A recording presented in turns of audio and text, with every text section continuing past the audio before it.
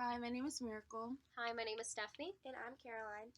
and here we're here to introduce our article, North Carolina's first recovery high school, which opened in Charlotte. So, what is a recovery high school? So, recovery high schools were first invented or started in the 1980s. Currently, there are 40 in the nation located in 15 different states. The definition of a recovery high school is a high school specifically for teens who suffer from a substance disorder. The teens that do attend recovery high schools have attended treatment for their substance disorder, so they would go to the recovery high school after they have received treatment. And then the purpose for recovery high schools is to prevent teens from using substances again. So these recovery high schools were created with the intended purpose to have a school that has a support system and the facilities and care that a teen with a substance abuse disorder would need throughout the school day. So, the motivation behind a recovery high school. So, first, let's talk about the definition of the condition we're going to be discussing. So, the article is focused on teens struggling with substance abuse. So, here are some statistics just to give you an idea of how prevalent the disorder is in America. 9 out of 10 people who have a substance disorder started using in their teenage years. And then out of all of the teens who have a substance disorder, 60 to 70%, they have a 60 to 70% chance of using a substance again if they do not attend a recovery school. So to monitor the condition, it would be important to monitor it because we would want to decrease the percentage of teens who do have a substance disorder.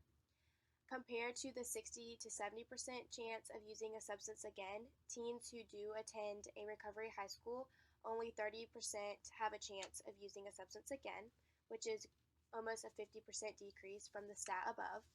Then these recovery high schools also prevent teens from being put in juvenile systems, treatment facilities, and being kicked out of the public school system entirely.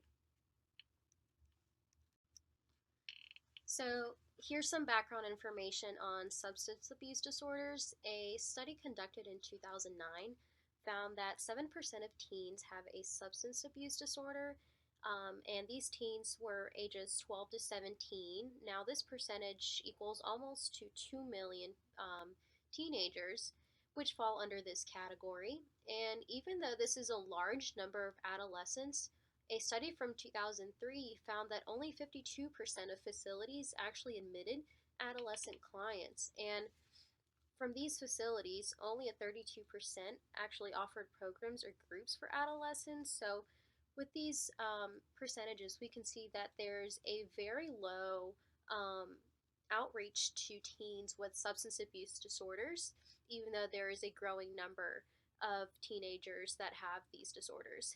Now, there are a few consequences of not receiving treatment. One of the biggest consequences is that the severity of the disorder can significantly increase. Teenagers can be more involved in car accidents because of due to being under the influence. They can be more susceptible to being involved in with violent issues, and they are at an increased risk for sexual behavior. So, the function of public health that we identified in the article was assurance, and this function deals with different concepts. The first being making laws or regulations, the second is guaranteeing healthcare services, the third is providing competent healthcare, and then the last is determining the effectiveness, accessibility, and standard of the service that is being provided. So, going through the article, if you look at each of these, they are present. So, looking at the first one, making laws or regulations, this would be shown in the article by talking about the opening of the school in Charlotte. Then, looking at guaranteeing healthcare services for everyone, This would be found in the article when they discussed how grants, funding, and scholarships are provided to most of the students who do attend the school so that they can make sure that everyone who needs to attend a recovery high school has the opportunity to do so. Then, if you look at providing competent health care, this can be seen with the exercise equipment, therapy sessions, and counselors that are found in the recovery high school. And then the last bullet, determining the effectiveness, accessibility, and standard of service. So if you look at the stats that I previously mentioned before, if a teenager does not attend a recovery high school, they have a 60 to 70% chance of using a substance again. Compared to a teen who does attend a recovery high school, this statistic drops to only a 30% chance. So the science for public health that I thought that fit this the best was the health policy and management. I like the little quotation, making things happen, because that's what this recovery high school is doing, is making a difference for teenagers who suffer with substance abuse. So, health policy and management, I have 3 bullet points of the things that fall under that, which is the study of healthcare systems, healthcare reform, healthcare law, financial management, clinical management, and policy analysis. So basically, how that ties into this article is that we have a recovery high school, which is reforming, which is intended on targeting people of all ethnicities, all financial incomes, um, unlike previous recovery high schools, which are predominantly white, male, and upper class. The second bullet point for this was improving upon medical healthcare systems. And so, like stated earlier, they're improving their medical healthcare system by creating this high school that is for everyone and not just a particular set of people, and promoting access to preventive care, which they're preventing teenagers from relapsing into substance abuse. So the next slide is results. So only 15 states have recovery high schools in the U.S., which is a problem. Um, recovery high schools prevent. We need more recovery high schools because they can prevent.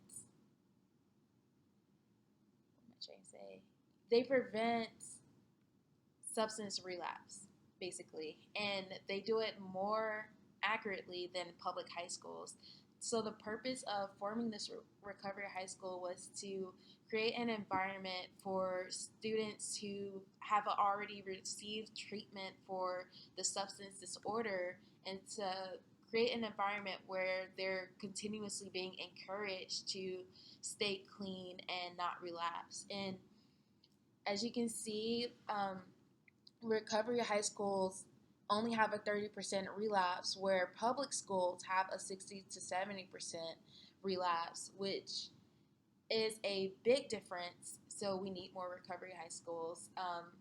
If we don't have more recovery high schools, untreated substance abuse can lead to severe biological health problems such as heart attack, stroke, heart disease, liver damage, and neurological damage. Now, the following are a list of our references that we use to gather the information for each of our slides. So if you want to find out more, I would recommend going to the references that we have listed.